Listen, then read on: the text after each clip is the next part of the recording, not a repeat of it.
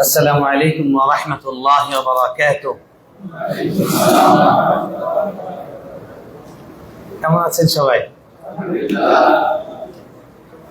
আলহামদুলিল্লাহ আলহামদুলিল্লাহ আলহামদুলিল্লাহ نحمده ونستعينه ونستغفره ونؤمن به ونتوكل عليه ونعوذ بالله من شرور أنفسنا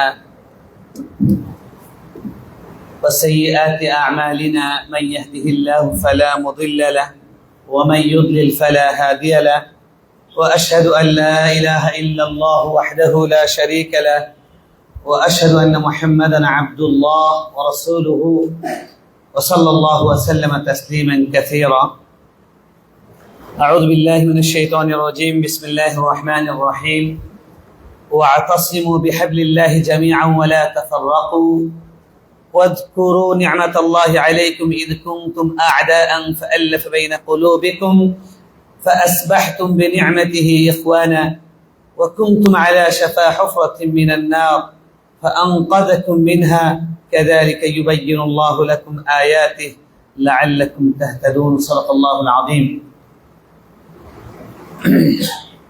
মসজিদ নূর কর্তৃক আয়োজিত আজকের এই সিরাত মজলিসের সম্মানিত সভাপতি এবং এই মসজিদের সত্যিকার অর্থে যারা আবাদকারী সে সমস্ত ভাইয়েরা, মুরব্বীরা এবং আশপাশ থেকে আগত দিনী ভাইয়েরা, আল্লাহ রাব্বুল আলামিনের শুকরিয়া আদায় করছি। আল্লাহ সুবহানাহু ওয়া তাআলা আমাদেরকে জুমাবারের মতো একটি ছুটির দিন, যে দিনটা অধিকাংশ মানুষ জুমার নামাজ ছাড়া বাকিটা গুনার মধ্যেই কাটায়, সেরকম একটি দিনে আল্লাহ আমাদেরকে মসজিদে আল্লাহর ফেরেশতাদের বেষ্টনীর মধ্যে রেখেছেন। আল্লাহ সবচেয়ে পছন্দের জায়গায় আল্লাহ আমাদেরকে বসার তৌফিক দিয়েছেন। দিল থেকে আল্লাহ শুকরিয়া আদায় করি, আলহামদুলিল্লাহ। আমি 7:30টায় রেডি হয়ে গিয়েছিলাম এখানে আসবো। দেশের বাইরে থেকে একটা জরুরি ফোন, সেজন্য অন্য একটা জায়গায় যেতে হয়েছিল, তাড়াহুড়া করেই আসতে হয়েছে এবং মনে হয় সম্ভবত আমি আমার 15 থেকে 20 মিনিট সময় কমপক্ষে আমি খেয়ে ফেলেছি, মানে দেরি করেছি। যে বিষয়টা আমাকে কথা বলার জন্য বলা হয়েছে, এখনকার বাংলাদেশের প্রেক্ষাপটে এর থেকে গুরুত্বপূর্ণ কোনো বিষয় আর হতে পারে না।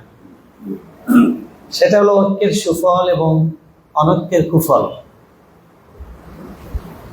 আমরা জানি যে ঐক্য একটা পরিবারের জন্য, একটা অফিসের জন্য, যে কোনো প্রতিষ্ঠানের জন্য, ওই প্রতিষ্ঠান যদি শাইন করতে চায়, সেটা যদি দাঁড়াতে চায়, সফলতার মানজিলে মাকসাদে পৌঁছতে চায়, তাহলে ঐক্যের কোনো বিকল্প নেই।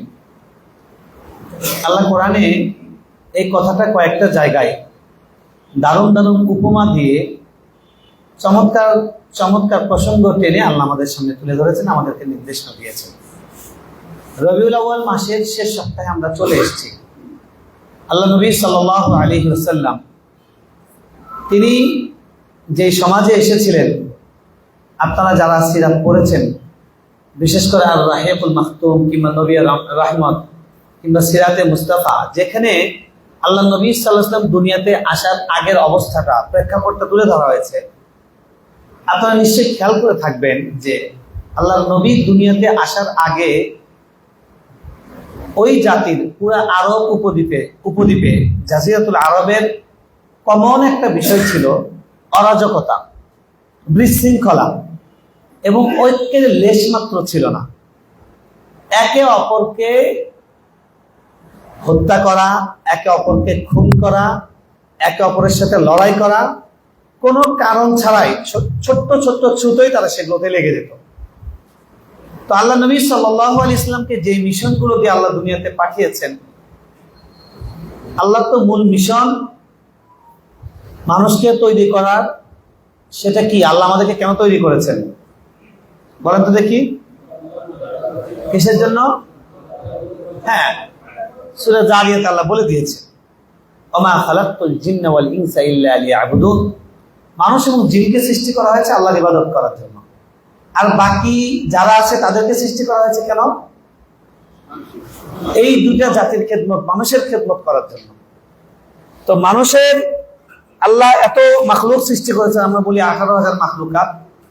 এটা একটা ভুল কথা। আল্লাহর মাখলুক গণে শেষ করা সম্ভব নয়। তো আল্লাহর অসংখ্য সৃষ্টি, পুরো সৃষ্টিকে আল্লাহ নিয়োজিত করেছেন আমাদের সেবায়। আল্লাহ আমাদের কাছে কি চেয়েছেন? আল্লাহর ইবাদত করো, আল্লাহর দাসত্ব করো।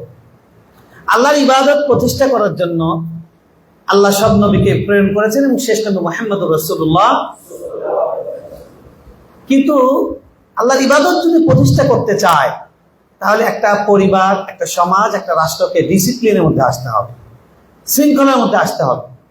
এই জন্য আল্লাহ তার নবীকে পাঠিয়েছেন কি জন্য? আল্লাহ কোরআনে বলছেন, ওয়াল্লাযী আরসালা রাসূলাহু বিল হুদা ওয়া দীনিল হক লিইয়ুযহিরাহু আলাদ দীনি কুল্লি। আল্লাহ সেই সত্তা যিনি তার রাসূলকে পাঠিয়েছেন হেদায়েত দিয়ে, সত্য দিন সহ, যেন সত্য দিন যেটা অর্থাৎ আল্লাহ তাওহীদ, এটাই যে ঠিক, এটাই যে মূল, এটাই যে সব, এটার উদ্দেশ্যে সবকিছু সৃষ্টি করা হয়েছে।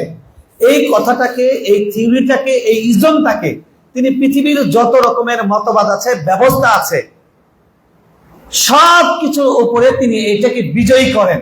এটার জন্য আল্লাহ তাকে পাঠিয়েছেন, সুবহানাল্লাহ। কিন্তু এই কাজটা যদি আল্লাহ রাসূল সাল্লাল্লাহু আলাইহি ওয়াসাল্লামকে করতে হয়, তাওহীদ প্রতিষ্ঠা করা, তাহলে একটা সমাজকে শৃঙ্খলার মধ্যে, নিয়মতান্ত্রিকতার মধ্যে, সুন্দর চমৎকার ব্যবস্থাপনার মধ্যে, দারুণ ডিসিপ্লিনের মধ্যে আনার কোনো বিকল্প নেই। সে কারণে আল্লাহ রাব্বুল আলামিন আল্লাহ রাসূল সাল্লাল্লাহু আলাইহি ওয়াসাল্লামকে, এটা হলো লক্ষ্য, এটা কিছু উপলক্ষ্য দিয়ে দিলেন। উপলক্ষের মধ্যে একটা হলো ইনসাফ প্রতিষ্ঠা করা, বৈষম্যহীন সমাজ প্রতিষ্ঠা করা। কি সমাজ প্রতিষ্ঠা করা বলেন? 2024 সালে এসে ছাত্ররা লড়াই করলো বৈষম্যহীন সমাজ গড়ার জন্য, কিন্তু 1450 বছর আগে আল্লাহ রাব্বুল আলামিন তার রাসূলকে পাঠিয়েছেন। এর আগে সমস্ত রাসূলদেরকে, নবীদেরকে পাঠিয়েছেন বিল বাইয়িনাত ওয়াজ যুবুর লিয়াকুম বিল কিসত লিয়াকুম আন-নাস বিল কিসত।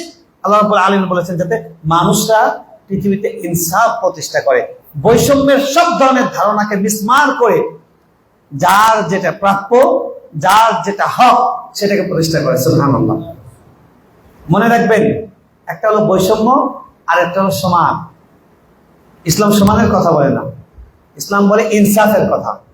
ইনসাফ মানে যার যা প্রাপ্য তাকে সেটা দেওয়া। সমতার যতগুলো স্লোগান পৃথিবীতে আছে সবগুলো ভুল, সবগুলো কি ধোঁকা, কোনোদিন সম্ভব নয়। কিভাবে আপনার সমান করবেন? সমাজতন্ত্র, তারা সমতার কথা বলেছে, কামাই করবে, ব্যক্তির কোনো মালিকানা থাকবে না, রাষ্ট্রের মালিকানা থাকবে, সবার সমান, কিন্তু তারা শান্তি দিতে পারেনি। গণতন্ত্রেও সমানাধিকারের কথা বলা হয়েছে, কিন্তু America will be one, Trump বারবার করে স্লোগান দিয়েছিল, এবং বারাক ওবামা তিনিও স্লোগান দিয়েছিলেন যে আমেরিকা যে বিশ্বের 1 নাম্বার, সেই 1 নাম্বারকে আমরা প্রতিষ্ঠা করে ছাড়বো। এই তারা তাদের পৃথিবীর নাম্বার 1 হতে গিয়ে, 1 নাম্বার হতে গিয়ে পুরা পৃথিবীটাকে তারা জাহান্নাম বানিয়ে ফেলেছে। কি করেছে তারা? পৃথিবীতে অস্ত্র ব্যবসা করতে হবে, সুতরাং যুদ্ধে লাগাও, যুদ্ধ না লাগালে যুদ্ধের হুমকি দাও। সৌদি আরব বলে ইরান কিন্তু রেডি হয়ে আছে তাদের উপর হামলা করবে। সৌদি আরব অবস্থা, আপনার কাছে যা জিনিসপত্র আছে আমার তো নিচ থেকে উঠতেছে। কি ওঠে? হ্যাঁ, নেন নেন নেন, অসুবিধা নেই। ইসরায়েলকেও বলে সৌদি আরব আর ইরান তোরা কিন্তু মারবে, বুঝিস। ইসরায়েল বলে যে ওস্তাদ আপনি আমার বস, আপনি আমার বাপ মা, আপনি আমার বাপ লাগেন, আপনি আমার কি লাগেন, মনে আছে তো? আপনি আমার বাপ লাগেন, এটা কিন্তু একটা বিখ্যাত উক্তি। যাই হোক, যারা এই উক্তি শোনেননি তারা এটার মজা বুঝবেন না, ব্যাখ্যা করবো না।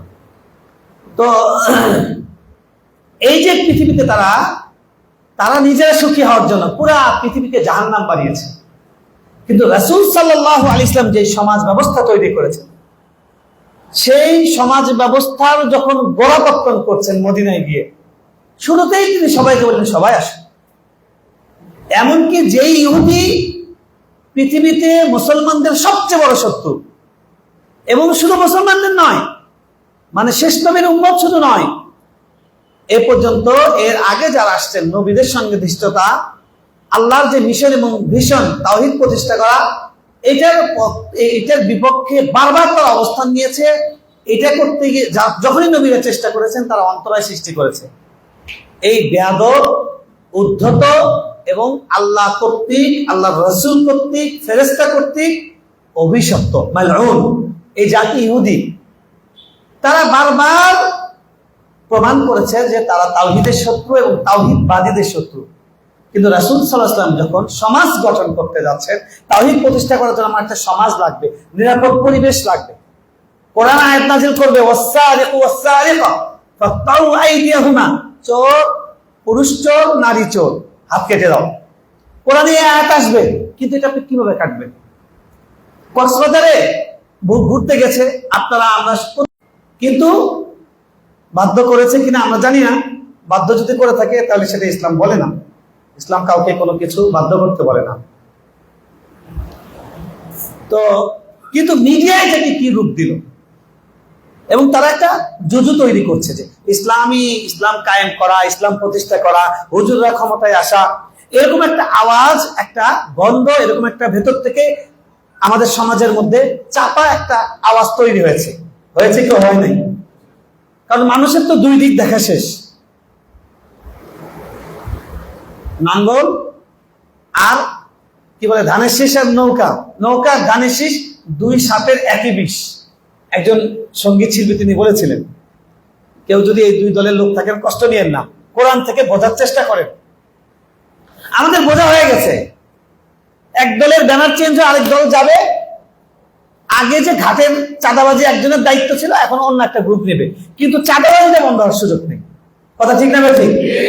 এটা 53-54 বছরে বাংলাদেশে প্রতিষ্ঠিত, প্রমাণিত হয়ে গেছে।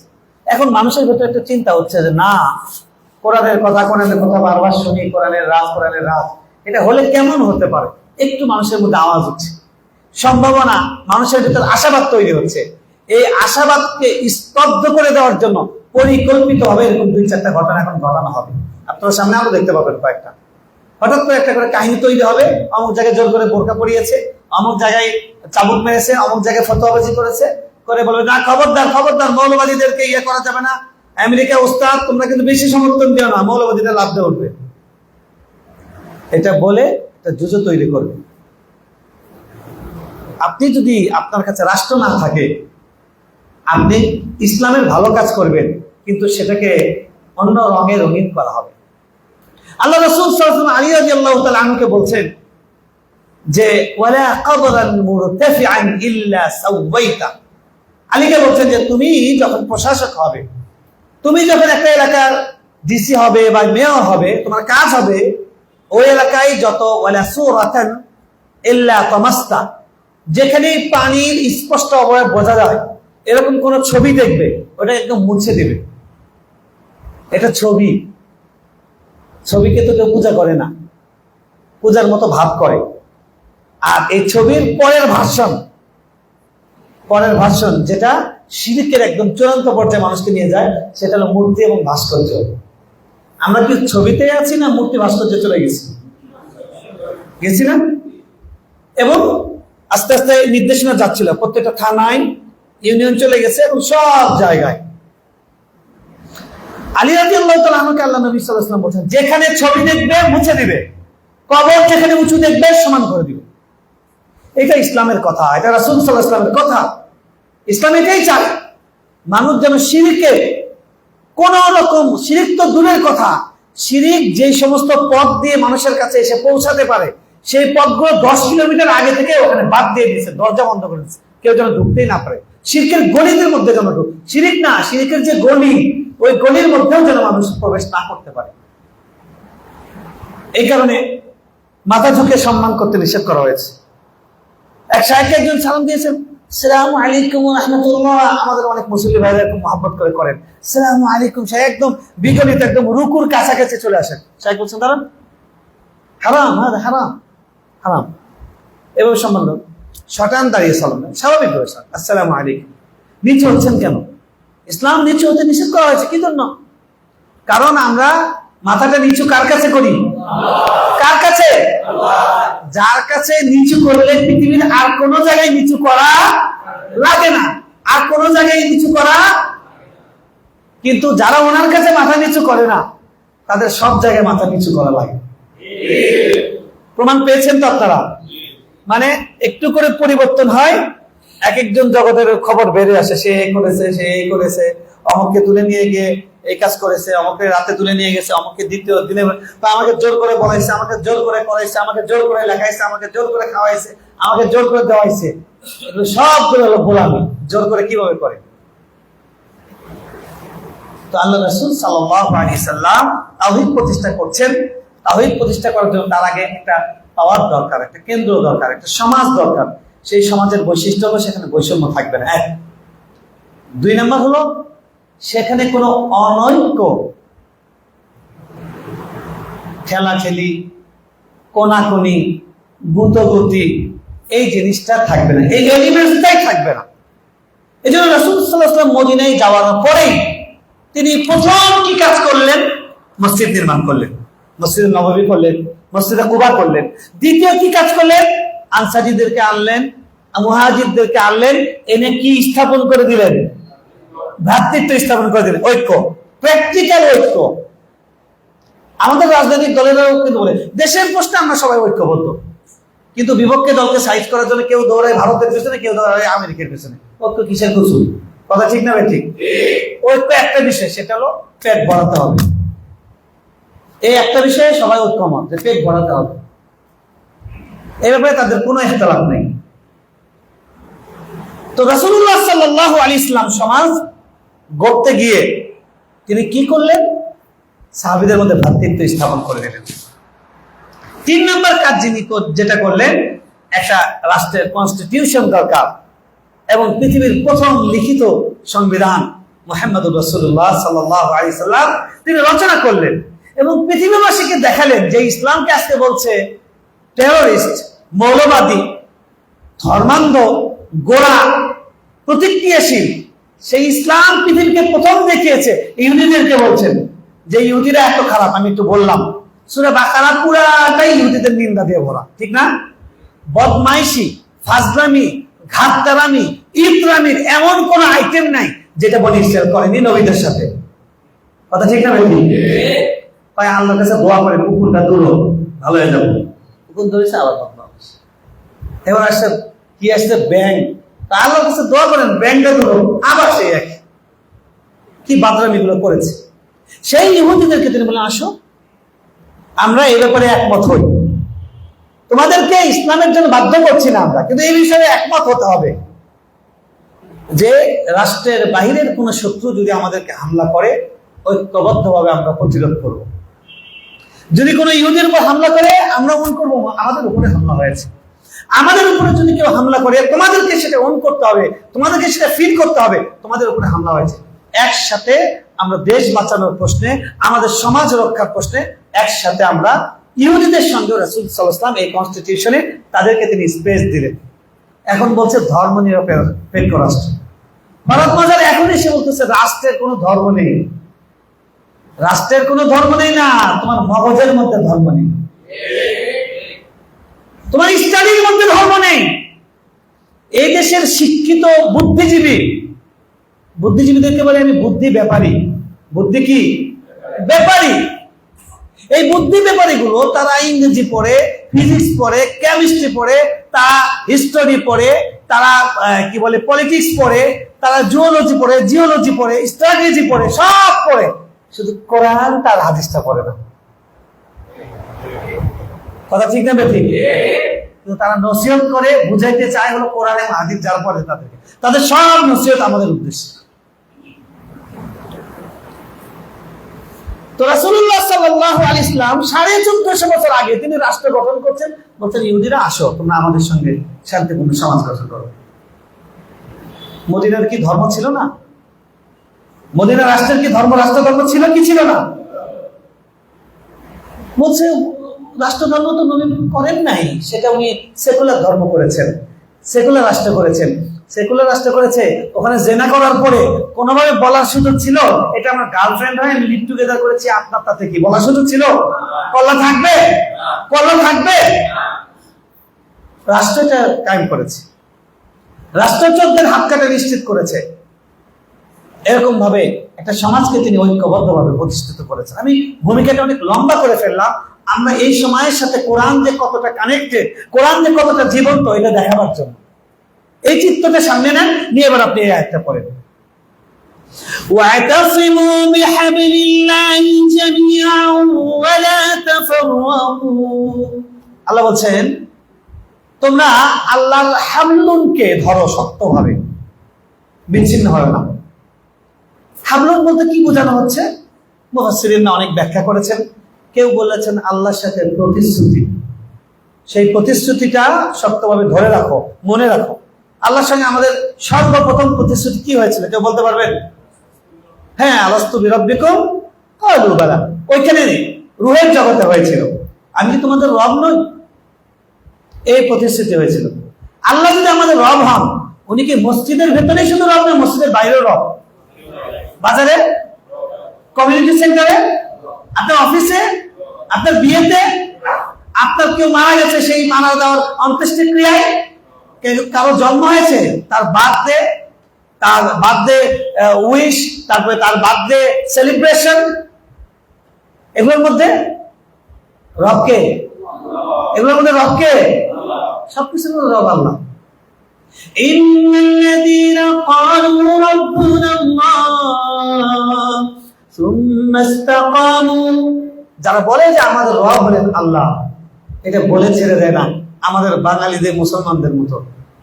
আমার বন্ধু এক ডাক্তার আমিনুর রহমান, সে বলে কি একটা জাতি আমরা, দেখো পয়লা বৈশাখের মধ্যে হেভি ভিড়, সাইদি সাহেব চরমনের মাহফিলে হেভি ভিড়, ইস্তেমার মাঠে সেই রকম ভিড়, আবার ওই চট্টগ্রামের ওরসের মধ্যে সেই রকম ভিড়, সব জায়গায় ভিড়। বুঝলাম না, সব জায়গায় ভিড়, অথচ দুটো তো দুই জিনিস। এক জায়গায় ভিড় হলে আরেক জায়গায় ভিড় কমে যাওয়ার কথা, কথা ঠিক না বেঠিক? এরকম একটা অদ্ভুত জাতি। কারণ আমরা ইন্নাল্লাযীনা ক্বালু রাব্বুনা আল্লাহ এইটুকের মধ্যেই সেরে ফেলেছে। লা তাকুমুস সালাহ ওয়া আনতুম সুকারা, তোমরা নামাজে দাঁড়িও না কখন? যখন তোমরা কি অবস্থায় থাকো? হ্যাঁ, ড্রিঙ্ক করে একদম চুর হয়ে আছো, এই সময় নামাজে দাঁড়িও না। আমরা বাঙালিরা কোরআন আমরা মানি, ওই পরের অংশ বাদ দিয়ে তোমরা নামাজে দাঁড়ায় না। এইটুক পর্যন্ত আমাদের ইসলাম মানার স্টাইল, কথা ঠিক না? বাংলাদেশের একজন ভদ্রলোক ছিলেন রাষ্ট্রপতি, তিনি কোরআনের একটা আয়াতে বারবার বলতেন, আর রিজালু কাওয়ামুনা আলান নিসা, উনি বলতেন কাইয়ামুনা আলান নিসা, আল্লাহ ক্ষমা করুন। তো উনি একটা আয়াতে শুধু বলতেন, উনি পুরুষ মানুষ, পুরুষরা হলো নারীদের উপর অভিভাবক, এটা উনি খালি বারবার বলতেন। আর এদিক থেকে আমাদের মা বোন যারা ছিলেন তারপরে, তাদেরও হাদিস একটাই ছিল যে মায়েরা হলো মায়ের পায়ের নিচে সন্তানের বেশ, নারী হলো মায়ের জাতি, আর বিবি খাদিজা। ইসলাম যার যতটুকু আমার পকেটের জন্য সুবিধা, আমার পেটের জন্য সুবিধা, আমরা সবাই ইসলামকে এরকম করে ভাগ করে নিয়েছি, কথা ঠিক না ঠিক? কোনো চান্স নেই, কোনো চান্স নেই। আল্লাহ বলছেন যে হে ঈমানদার লোকেরা, তোমরা মুসলমান না হয়ে মৃত্যুবরণ করো না। এখানে উনি বলেননি হে মানুষ সম্প্রদায়, ইয়া আইয়ুহান নাস, এটা বলেননি। আল্লাহ বলছেন যারা মুসলমান হয়েছে তাদেরকে মুসলমান না হয়ে মৃত্যুবরণ করো না। উদখুলু ফিস সিলমি কাফা, তোমরা ইসলামে পরিপূর্ণভাবে প্রবেশ করো। আফাতুমিনুনা বিবা'দিল কিতাব ওয়া তাকফুরুনা বিবা'দ, তোমরা কি এই কিতাবের কিছুটা মানো কিছুটা ছাড়ো, এরকম অবস্থায় আছো? খবরদার, এরকম সুবিধাবাদী ইসলাম, আল্লাহ ভি রাজি রহে শয়তান ভি নারাজ না হো। আল্লাহও খুশি, শয়তানও বেজার না। শয়তানও কি না? বেজার না। দেখবেন আপনি কনসার্টের ফার্স্ট লাইনের লোক, ওই লোক আবার জুমার নামাজে অনেকে আছে, উনি আবার প্রথম লাইনে থাকে। আল্লাহ রাসূল সাল্লাল্লাহু আলাইহি ওয়াসাল্লাম যে জীবন ব্যবস্থা আমাদের সামনে এনেছেন, সেই জীবন ব্যবস্থা পরিপূর্ণ জীবন ব্যবস্থা। ওই জীবন ব্যবস্থাকে তিনি প্রতিষ্ঠা করতে গিয়ে তিনি সবচেয়ে বেশি সামাজিকভাবে দৃশ্যত যেটার প্রতি গুরুত্ব দিয়েছেন সেটা হচ্ছে সবাইকে ঐক্যবদ্ধ হতে হবে। সবাইকে কি বলতে হতে হবে? এখন ঐক্যবদ্ধ হতে হবে এই কথাই যারা বলে তারাই নতুন করে আরেকটা করে ইখতিলাফ বিভক্তি তৈরি করে। ধরেন ইসলামী একটা দল আছে, এবার আরেকটা দল করতেছে না, অনেকগুলো ইসলামী দল হয়ে গেছে, নতুন একটা দল করা দরকার, ওই দলের নাম ইসলামী ঐক্য জোট। উদাহরণস্বরূপ বলছি, তো ওই যে ওই দলটা যে হলো আরেকটা নতুন, সে কিন্তু আরো 7টা দল থেকে এসে হচ্ছে, আরেকটা কমলো না বাড়লো, নাম কিন্তু ঐক্য জোট।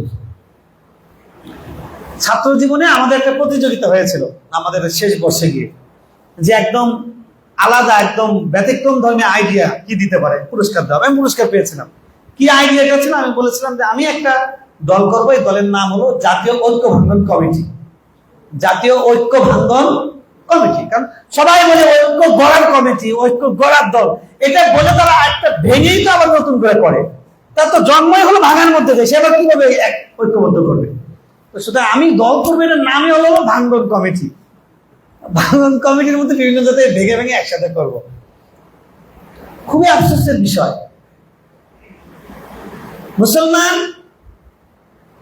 মুসলমান কিনা, মুসলমান ইসলামের কিছু জানে কিনা সেটা নাই।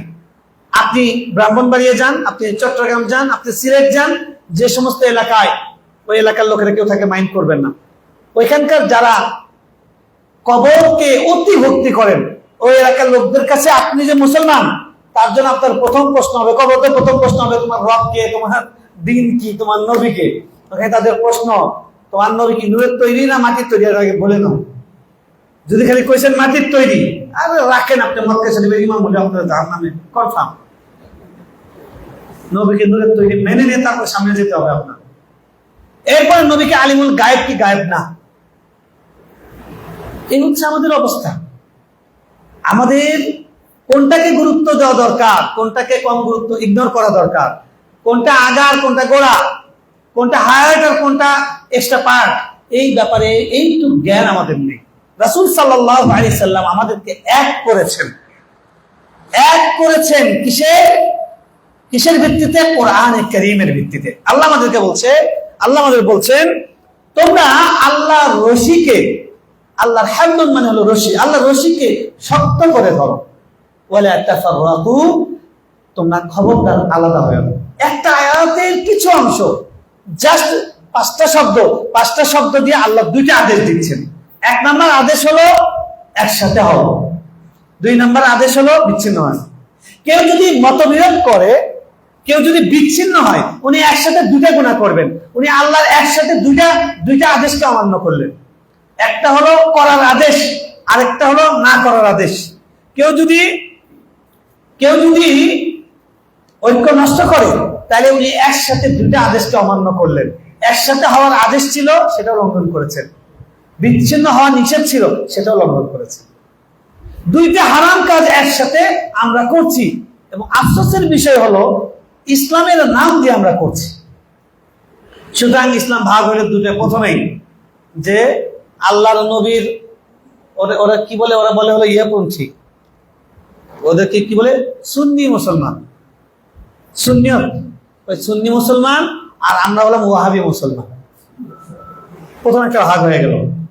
এরপরে আমাদের মধ্যে আবার ভাগ কত, ভাগের কোনো অভাব নাই। আহলে হাদিস, হানাফি, এরপর হানাফির মধ্যে আবার অনেক রকমের ভাগ আছে, ঠিক না? দেওবন্দি, তারপরে দেওবন্দি ছাড়া বেরেলভি, ওদের তো আগে আলাদা করলাম। এবং আবার পলিটিক্যাল ইস্যুতে আমাদের অনেক ভাগ আছে। ইসলামী আন্দোলন, জামায়াতে ইসলাম, খেলাফত মজলিস, অনেক ভাগ। আমরা একটা পরিসংখ্যান দেখেছিলাম যে কওমি মাদ্রাসা ভিত্তিক দল হলো 13টা, আর সালাফি ভাইদের ওই সংশ্লিষ্ট তাদের 16টা, আর ওই বেরেলভীদের হলো 17টা। 13 আর 17 কত হলো? 30, আর 16 কত? 46। জামাতের ভাইরা শুধু একটা, তাহলে 47। আর এছাড়া আরগুলো মোটামুটি 73টা যে বলেছিলেন রাসূল সাল্লাল্লাহু আলাইহি ওয়াসাল্লাম, ওরা ভাগ হয়েছিল কয়টা? 72টা। আর আমার উম্মত হলো কয়টা? একদম কাছাকাছি আমরা চলি। এবং এটা এই মাইল ফলকে প্রথম বাংলাদেশের মুসলমানরা স্পর্শ করবে, এ ব্যাপারে সংকল্পবদ্ধ। অপ্রতিরোধ্য। যেহেতু সময় শেষ হয়ে গেছে, আমি এই আয়াতের ভেতরে কথাগুলো আমাদের ঢুকতে পারবো না। উপর দিয়ে শুরু করেছিলাম, উপর দিয়ে শেষ করি। আল্লাহ বলছেন যে খবরদার, সাবধান, ফরজ তোমাদের জন্য। আমার আদেশ হলো শক্ত করে ধরবে, দ্বিতীয় আদেশ হলো বিচ্ছিন্ন হবে। মোটা দাগে কয়েকটা কথা বলি। এখানে কি বলা হচ্ছে? শক্ত করে ধরবেন, বিচ্ছিন্ন হবে না। সাহাবীদের মধ্যে তো মতবিরোধ হয়েছে, তার মানে কি সব বিষয়ে একমত হবে? দ্বিমতের সমস্যা নেই, মতবিরোধেও সমস্যা নাই, কিন্তু মতের অমিল হতে পারবে। কোন মুসলমানের সঙ্গে আরেকজন মুসলমানের মনের কোন অমিল হওয়ার কোন সুযোগ নেই। অথচ রফিয়াদিন করে, আরেকজন রফিয়াদিন করে না। রফিয়াদিন করে না, রফিয়াদিন ছেলেরা ভালোই ছিল, কয়েকদিন ধরে আমি শেষ গেছে। আবার নতুন একটু ভাইদের সাহেবদের সড়ক পাইছে। আল্লাহ, ইমাম সাহেব এতদিন পর্যন্ত কি ভালো মনে করছিলাম, আখিরা তো সই না। ইমাম সাহেবের ইমামতি করে কি হবে? ইমামের পিছনে যা নামাজ পড়ছি। অনেকে লেখে নতুন করে ইসলামে আসা, এই শব্দগুলোকে পরিহার করতে বলবো। কি বোঝাতে চাচ্ছেন? এগুলো শব্দ লিখেন না, বাড়াবাড়ি। ইসলামের নামে আমরা ইসলামকে টুকরা টুকরা করছি। রাসূল সাল্লাল্লাহু আলাইহি ওয়াসাল্লামের কাছে মুনাফিকদের তালিকা ছিল একদম স্পষ্ট।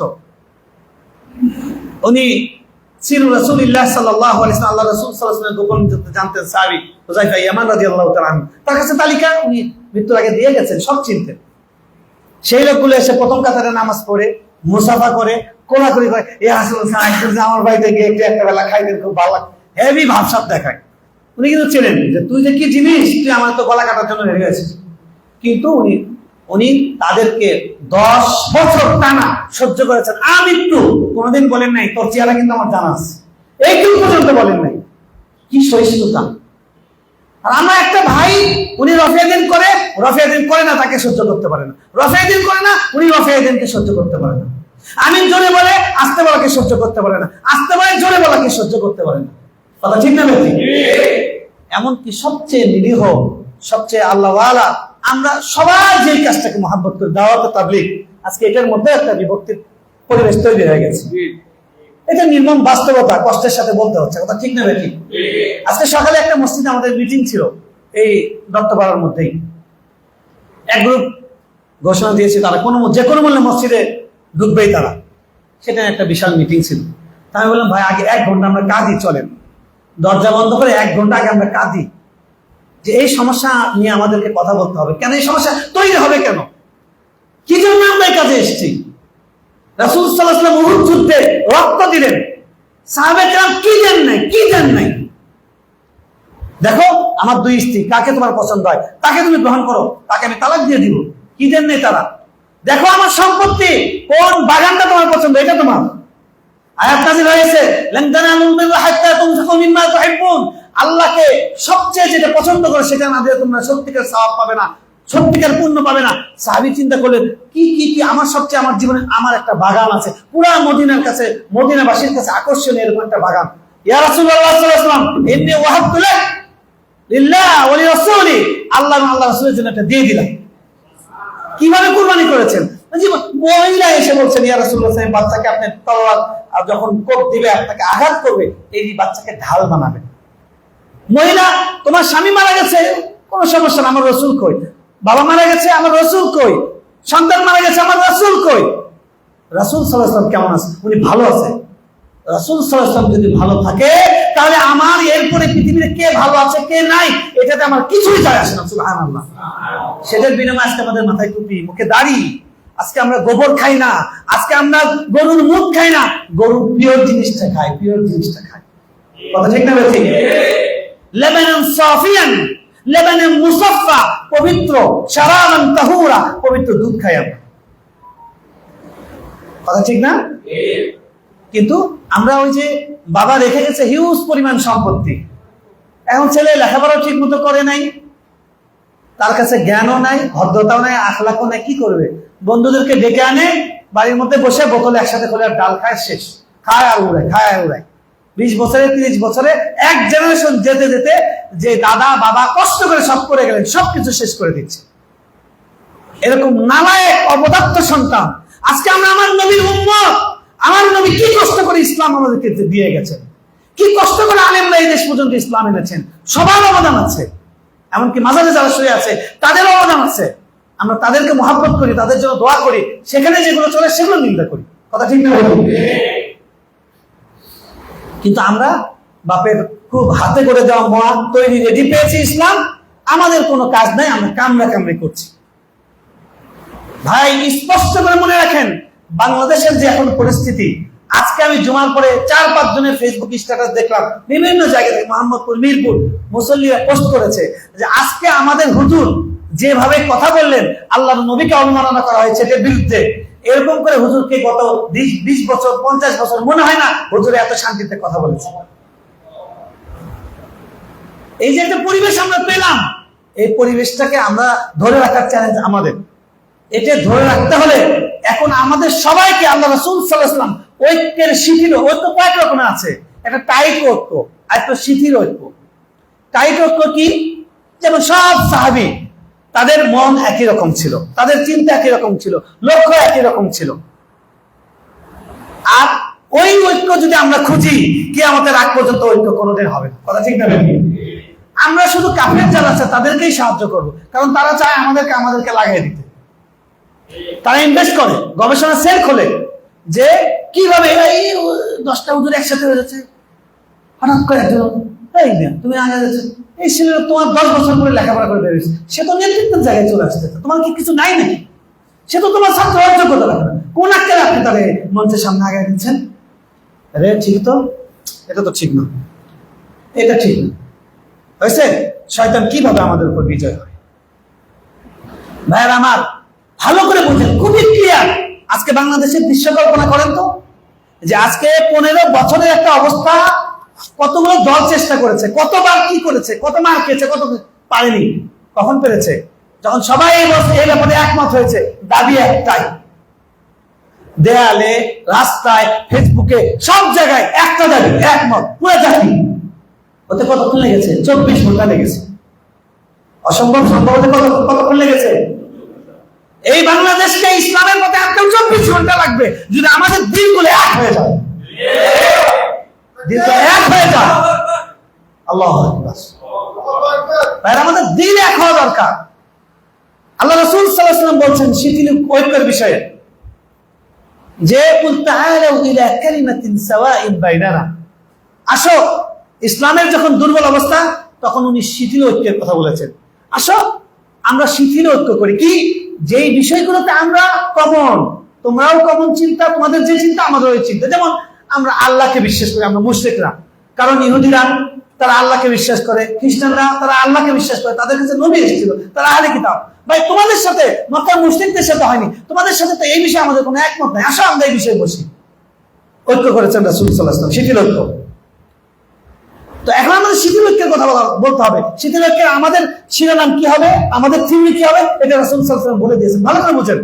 মান সাল্লা সালাতানা ওয়াস্তাকবালা কিবলাতানা ওয়া আকালা যাবিহাতানা, রাসূল সাল্লাল্লাহু আলাইহি ওয়াসাল্লাম 3টা কথা বলেছেন, 3টা লাইন।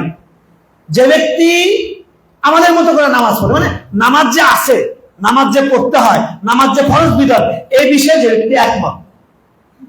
এখানে বলা হয়নি তকবীরওয়ালা, কিংবা বলা হয়নি রাফেদানওয়ালা, বুকের উপরে নাবির, এই কোন নামাজ পড়ে। সব যদি একই করতে হতো, তাহলে নামাজের মধ্যে যেরকম কি বলে দাঁড়ানো ফরজ, পবিত্রতা ফরজ, ওরকম কিন্তু তারে বুকের উপরে বা নাবির উপরে হাত বাঁধা ফরজ করে দিতেন। আল্লাহ ফরজ করে দিয়েছেন? দেননি, কারণ আল্লাহ চাচ্ছেন এখানে শিথিলতা, নানান রকমের বৈচিত্র্য থাকবে। এক দেশের লোকেরা হারাম শরীফে যাবেন, কেউ কাউরে ঠেলে না, এখানে একজন বাদ পাচ্ছে, এখানে একজন বাদ, কেউ তো ছেড়ে দিয়ে দাঁড়াচ্ছে। কথা ঠিক না? দেখছেন এই দৃশ্য? প্রথম যেদিন দেখলাম আবার কি জিনিস, এটা দেখুন কিতাবে পড়লাম, ছেড়ে দিয়ে দেওয়া, এটাও আছে। কোন দিন মক্কা শরীফের, মদিনা শরীফের কোন জুমার মধ্যে কোনদিন ইনডাইরেক্টলি বলা হয়নি যে এই সিস্টেম বন্ধ করেন, আমাদের এক নবী, এক আল্লাহ, হ্যাঁ, তারপরে কেন হাত বাঁধে বিভিন্ন রকম। এটা শিথিলতার জায়গা, এই জায়গায় টাইট আমরা করবো না। বাংলাদেশের লোক যেটা টাইট জায়গা তাওহীদ, ওই জায়গায় শিথিল, ওই জায়গায় কি শিথিল, ওই জায়গায় শিথিল। শাহজালালের মাজার থেকে বের হয়ে উনি মানে নির্বাচন করবেন, তার চেয়ে বলতেছে বাবার কাছে গেছিলাম, বাবার কাছে চাইছি, দোয়া করছি, আশা করি বাবা আমার দোয়াটা কবুল করবেন। দোয়া কবুল কে করবেন? বাবা না বাবার স্রষ্টা? আরে বাবা তো নিজের জীবনটাই বাঁচাইতে পারে নাই। এটার ব্যাপারে আমাদের স্ট্রং হওয়া দরকার ছিল, আপোষহীন হওয়ার কথা ছিল। এ ব্যাপারে আমাদের সৎ হওয়া ছিল। এখন শিরিক করেছে, আমরা সৎ হবো, শিরিক করেছে, আমাদের ঘুম হারাম হয়ে যাবে, পুরো এলাকার লোক অস্থির হয়ে যাবে, এই লোকটা শিরিক করতেছে, এই লোককে বাঁচাতে হবে। এ ব্যাপারে আমাদের কোনো সমস্যা নেই। একটা লোক মণ্ডপে গিয়ে উনি রাজনীতি নেতা এসে বলছেন, মা আমাকে এবার এই এতে চলে আসছেন, অসুরকে দমন করবেন। ও কাফের হয়ে গেছে, কিন্তু কারো কোনো সমস্যাই নেই। কিন্তু আমার হুজুরের বিপক্ষে বলছেন, ওই হুজুরের সব লোক একদম তুমি কলেজের রাস্তা একদম ঘিরে ফেলেছে শুক্রবার দিন মিটিং। কথা ঠিক না বেঠিক? আল্লাহ রাসূল সাল্লাল্লাহু আলাইহি ওয়াসাল্লাম বলেন, যে ব্যক্তি নামাজ পড়ে আমাদের নামাজ পড়ে, এক। দুই নাম্বার, আমাদের কিবলাকে সেও কিবলা বলে। তিন নাম্বার, আমাদের গরু কাটলে, আমাদের গরু খাসি জবাই করলে সে খায়। এই তিনটা জিনিস রাসূল সাল্লাল্লাহু আলাইহি ওয়াসাল্লাম বললেন। বলার পরে বলছেন, ফাযালিকাল মুসলিম, সে হলো কি? মুসলিম, সে মুসলমান। আচ্ছা, এই তিনটার এমন কি আছে? এই তিনটার মধ্যে একটা লাইন, যে লাইনে আপনি আমাদের বাংলাদেশের মানুষের কোন একটা গ্রুপকে ফেলে দিতে পারবেন? সবাই কিন্তু এটার মধ্যে আছে, আছে কি নাই? জাস্ট এই একটা হাদিসের উপরে এসে গেলে আমাদের কোনো কাহিনী হয় না। এই যে এখন একটা দরকার যে আধিপত্যবাদ ভারত, সে তার 7 সিস্টার্সকে বাঁচানোর জন্য এবং আমাদের দেশে তার চরিত্র এরকম, সে তার পার্শ্ববর্তী দেশের লোকের সাথে ঝগড়া করতে পছন্দ করে। তার চরিত্র নেচারটা এরকম, তার ব্যবহার বংশের পরিচয়, তার রক্তের মধ্যে এই সমস্যা। মুশরিক যে এক আল্লাহকে মানে না, সে অনেক কিছুকে আল্লাহ মানে।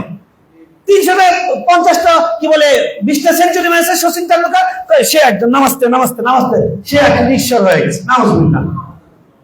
ভালো অভিনয় করছে, ঈশ্বর হয়ে গেছে।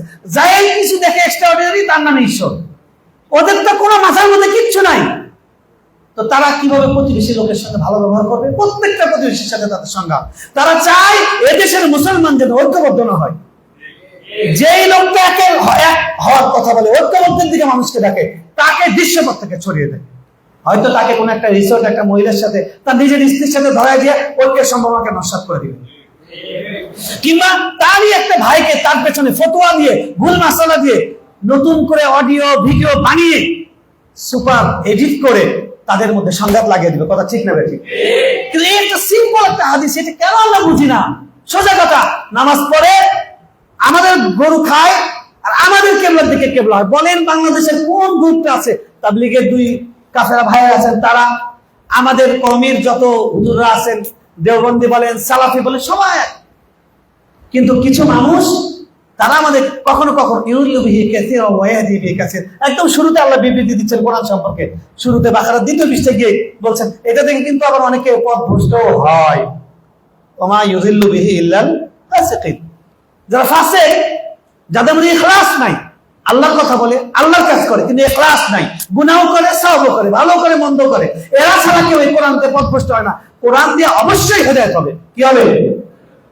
তো কোরআন বলছে, আমাদের সামনে সহজ করে দিয়েছে যে আমাদের কমন বিষয়গুলো নিয়ে আমরা এক হয়ে যাই। সমস্যা কি? সবাই যদি আমরা এই বিষয়ে একমত হই, আমাদের দেশকে খণ্ড বিখণ্ড করতে চায়, এদেশের তাওহীদের সম্ভাবনাকে গলা টিপে মারতে চায়, এদেশের মানুষকে মুশরিক বানাতে চায়, এদেশের মানুষের কাছে মূর্তিকে সুন্দর হিসেবে তুলে ধরতে চায়। মূর্তির নাম শিল্প, পৌত্তলিক যে চিন্তা ভাবনা আছে সেটার নাম হলো আর্টস, সেটার নাম হলো সায়েন্স, সেটার নাম হলো মডার্নিজম। আর ইসলাম যেটা বলে পবিত্রতা, শুদ্ধতা, সম্প্রীতি, সৌহার্দ্য, সেটার নাম তারা দিয়েছে প্রতিক্রিয়াশীলতা, মৌলবাদ। কথা ঠিক না বেঠিক? তো এদের সাথে তো আমাদের কারো ঐক্য নাই, এই হিন্দুদের সঙ্গে, এই মুশরিকদের সঙ্গে। কিন্তু তাদের খেলার গুটি হয়ে আজকে আমরা সবাই তাদেরকে অপছন্দ করি, কিন্তু আবার নিজেরা আমরা লেগে যাচ্ছি। আল্লাহ রাসূল সাল্লাল্লাহু আলাইহি ওয়াসাল্লাম শেষ সময়ে বলেছেন, আমি তোমাদের ভয় করি, ইয়াদরিবু বা'দুহু বা'দা, তোমরা একে অপরকে কাটবা, একে অপরের পেছনে লেগে যাও। আমি সেই ভয়টা করি। আমি যেই জায়গা থেকে আয়াত থেকে সরে গেলাম, সেটা হলো আমি দেখলাম চারদিকে যখন পরিবর্তিত বাংলাদেশে ঐক্যের কথা আসছে, দেখলাম কিছু মানুষ ভালো স্পেশাল পিএইচডি ডক্টর করেছে, তারা বলতেছেন আগে ঈমান ঠিক হবে, ঈমানের প্রশ্নে আগে এক হতে হবে, তারপরে আকীদা ঠিক করার পর তারপরে এক হবে। কিয়ামতের আগ পর্যন্ত হবে না, এটা কোনোদিন হবে না। 1300 বছর হয়নি, আপনি কেমনে এক করবেন?